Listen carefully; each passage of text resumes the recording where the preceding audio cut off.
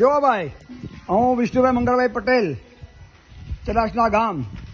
આપણે ચલાસના ચોકડીથી મોડીને તળાવ સુધીના મેં જે બોટલો વેણી હતી પ્લાસ્ટિકની, એ બોટલો એક થેલો આ અમારા ભાઈબંધ આવ્યા છે ગવાડાથી.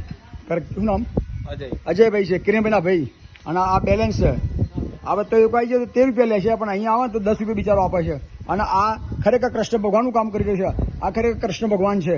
કે સૃષ્ટિને બચાવી, સૃષ્ટિનું સંરક્ષણ કરવું એ આપણી જવાબદારી છે માણસ તરીકે.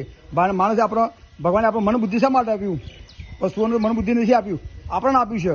તો આ સૃષ્ટિનું સંરક્ષણ અને સંરક્ષણ કરવાની જવાબદારી કોની? તો માણસની. એટલે મનુષ્ય ભગવાન પર, એટલા માટે ભગવાને મનુષ્ય અવતાર લીધો છે, મનુષ્ય આકાર લીધો છે.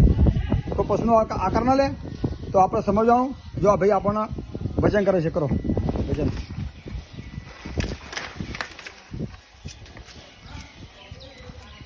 જો 6 કિલો ને 20 ગ્રામ ને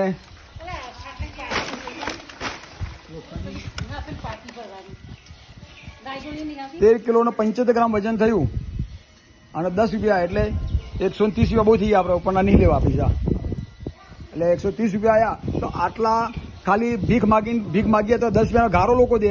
એને આટલી મહેનત કરી અને એક જ કલાકની મહેનત છે, 1 કલાકમાં 130 રૂપિયા મળતા હોય તો શા માટે લોકો જોડે ભીખ માગવી જોઈએ?